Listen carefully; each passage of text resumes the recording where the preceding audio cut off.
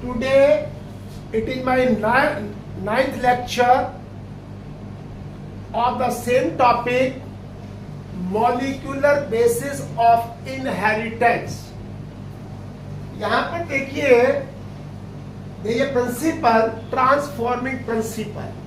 Transforming principle का मतलब है when a genetic material if transferred in any another organism and the genetic material of that organism in which it was transferred, its genetic material is also change. तो यहाँ देखिए genetic material change हो रहा है constitution of the organism by picking up the genes present in the remains of dead relative. यदि उसके किसी dead relative के अंदर कुछ तरह का जीन्स प्रेजेंट है और वो जीन्स वहां पर ले लिया जाता है, एक्सेप्ट कर लिया जाता है, पिकिंग कर लिया जाता है, सेलेक्ट कर लिया जाता है, तो उसको ट्रांसफॉर्मिंग प्रिंसिपल कहते हैं. जिससे कि जो organism take that type of genetic material, the genetic material और the organism take to that is change to there, वो चेंज हो जाता है. तो इसके लिए यहाँ पर एक ग्रिफ्थ का एक्सपेरिमेंट है. ग्रिफ्थ ने एक एक्सपेरिमेंट किया. ग्रिफ्थ एक ब्रिटिश मेडिकल ऑफिसर था. 1928 में उसने एक्सपेरिमेंट किया. उसने देखा कि DNA is the genetic material. Actually उसने स्टडी की कि डीएनए जेनेटिक मटेरियल है या नहीं है. इसके लिए उसने यहाँ पर ये स्ट्रेप्टोकोकस न्यूमोनी और डिप्लोकोकस न्यूमोनी ये बैक्टीरिया है. दिस बैक्टीरिया और this bacteria is able to cause the pneumonia. यानी जब ये बैक्टीरिया किसी ऑर्गेनिज्म की बॉडी में जाता है वहां पर ये निमोनिया कोज कर देता है. क्या कोज करता है? निमोनिया कोज कर देता है इन द ऑर्गेनिज्म.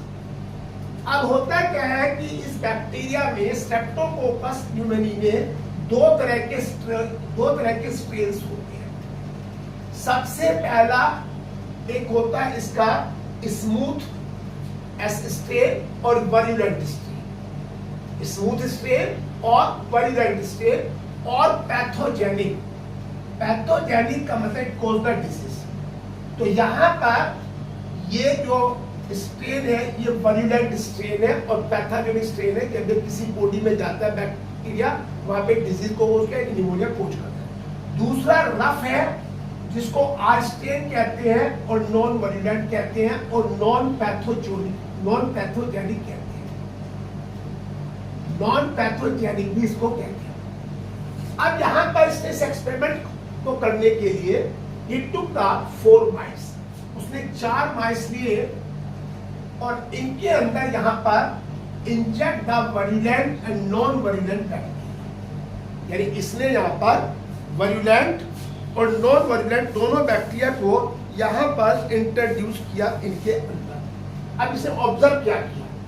सबसे पहले केस में उसने यहाँ पर माइस लिया और इस माइस के अंदर वरुलेंट बैक्टीरिया डाला. जैसे ही वरुलेंट बैक्टीरिया इंजेक्ट किया गया माइस की डेथ हो गई. माइस वाज डाइड. सेकंड केस में उसने फिर दूसरा एक्सपेरिमेंट किया.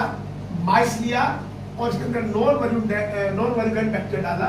जिसकी वजह से बैक्टीरिया सर्वाइव कर गया. यानी there was no death of the माइस.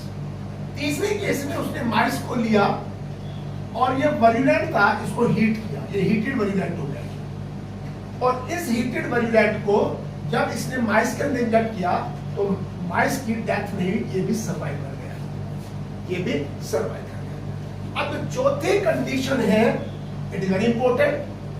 इसने माइस को लिया और इस माइस के अंदर इसने हीटेड वरुलेंट को डाला विद नॉन वरुलेंट. यानी हीटेड वरुलेंट जो कि इनएक्टिव हो चुका था और एक उसने नॉन वरुलेंट जो कोई भी निमोनिया कोज नहीं कर रहा था. That was not causing the pneumonia. तो इसमें माइस की डेथ हो गई. तो यहाँ जो चौथा केस हुआ, फोर्थ केस हुआ माइस का, तो ये इट वाज वेरी सरप्राइजिंग कि माइस की डेथ कैसे हुई. हीटेड वरुलेंट जो था that was a non active. Virulent non virulent ये निमोनिया कोज करता ही था. तो बैक्टीरिया इसकी माइस की डेथ कैसे? अब इसको इसने कंक्लूड किया, इसने ग्रिफ्थ ने, इसको ट्रांसफॉर्मिंग प्रिंसिपल। ट्रांसफॉर्मिंग प्रिंसिपल का मतलब है जेनेटिक मैटेरियल ट्रांसफर हुआ और जिसके अंदर ट्रांसफर हुआ उसका जेनेटिक मैटेरियल चेंज हो गया। तो इसने यहां पर देखा कि जो ये वल्यूलेंट है, जो वल्यूलेंट है, यहां पर ये वल्यूलेंट कुछ केमिकल को रिलीज कर रहा है। It releasing some chemicals from the dead cells of the virulent. और ये जो केमिकल है, ये जब नॉन वल्यूलेंट है उसके कांटेक्ट में आया तो इसने transfer the non virulent into the virulent. यानी कि जो डेड माइस था उसके अंदर जो वल्यूलेंट स्ट्रेन था, that virulent strain was releasing a chemical and that chemical was able to transfer the genetic material of non-virulent as the chemical enter into the non-virulent. तो उसकी डेथ हो गई। ये था ग्रिफ्थ एक्सपेरिमेंट। इसके बाद biochemical characterisation. Biochemical characterisation यानी कि इसके ग्रिफ्थ के एक्सपेरिमेंट को प्रूव करने के लिए कि that Griffith experiment was correct और नॉट, वाज पॉजिटिव और नेगेटिव। तो इसको कंक्लूड करने के इसके बारे में 1944 में ये तीन साइंटिस्ट है, ओसवाल्ड, मैक्लियोड एंड मैककार्टी। ये तीन साइंटिस्ट हैं जिन्होंने did some biochemical experiment to prove the Griffith experiment. यानी ग्रिफ्थ के एक्सपेरिमेंट को प्रूव करने के लिए इन तीनों ने एक काम किया। इन्होंने क्या किया, इन्होंने जो माइस डैड था उसके अंदर से यहां पर प्रोटीन ली, उसमें से डीएनए लिया और आरएनए लिया from the heat killed S. यानी जो माइस मर गया था उसके अंदर जो एस सेल थी, जो वल्यूलेंट सेल थी, उनको लिया। और इनको लेने के बाद उसने क्या किया, सबसे पहले जो डीएनए है, DNA was added in that culture medium where the R cell are present.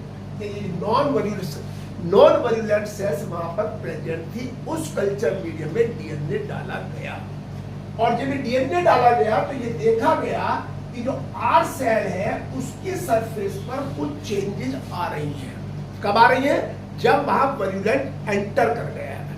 तो उसकी चेंज आने से जो आपका नॉन वल्यूलेंट है, it was changing into the वल्यूलेंट।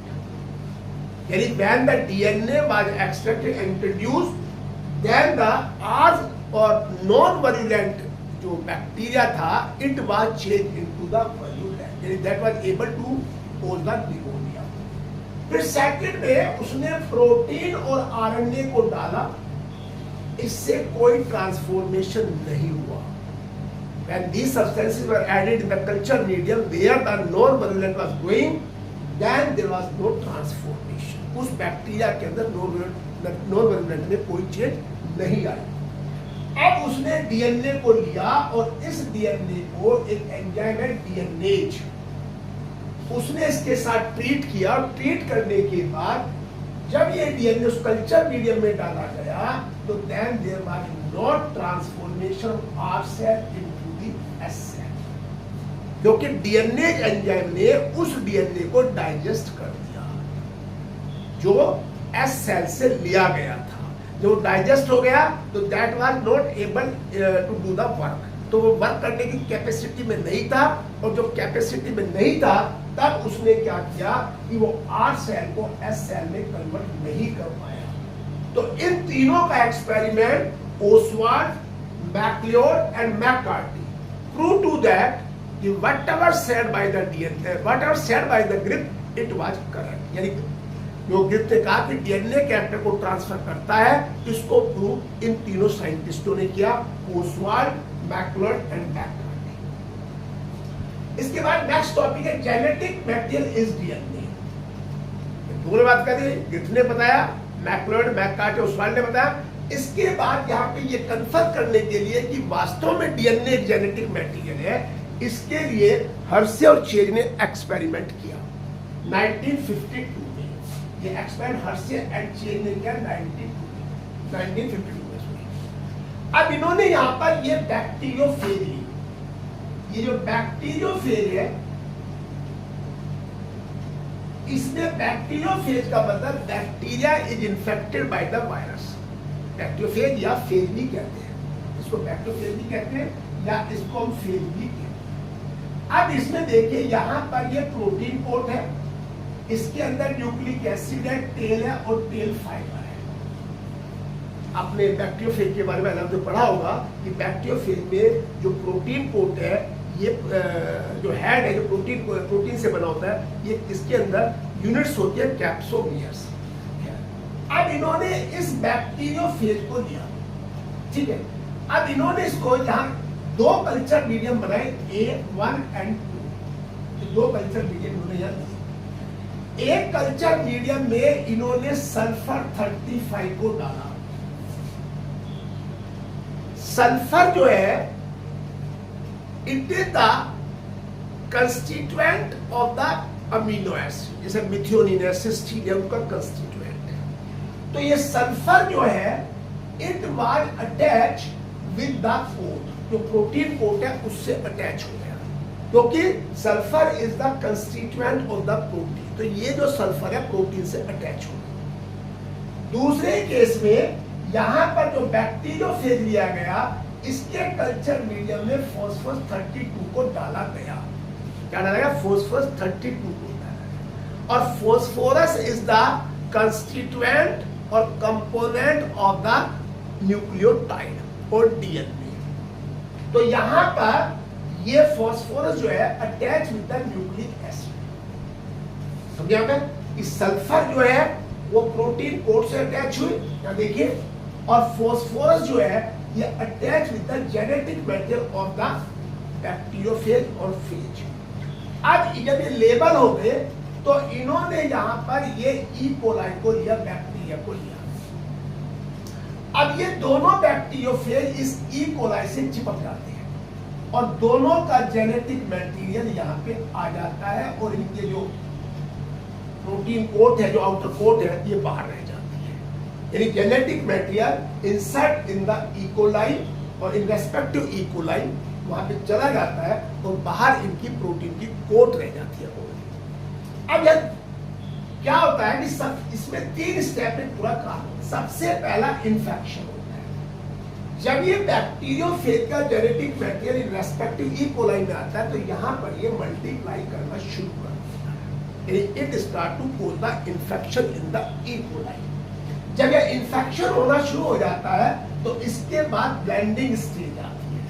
Blending stage में ये कैसे इन्फेक्शन प्रोसीड होता है, तो इसको यहाँ पर एजिटेटेड किया जाता है, जिससे कि इसका जो ब्रेकअप हो जाता है between the virus and bacteria. Virus और बैक्टीरिया के अंदर आपस में इनका कनेक्शन खत्म हो जाता है ब्लेंडिंग के अंदर। और जब सेंट्रीफ्यूगेशन किया जाता है, जब सेंट्रीफ्यूगेशन मशीन में रोटेट कराया जाता है, तो इसमें देखा गया कि जो बैक्टीरिया जिनके अंदर रेडियो एक्टिव सल्फर नहीं था, they were remain as a floating metal, supernatant की फॉर्म में रहे, क्योंकि उनका जो सल्फर था that was the constituent of the protein, not genetic material. लेकिन दूसरा जिसमें ये radio active elements attach with the genetic material, जो जेनेटिक मटेरियल से अटैच हुआ, दैट वाज सेटल डाउन, वो सेटल डाउन हो गया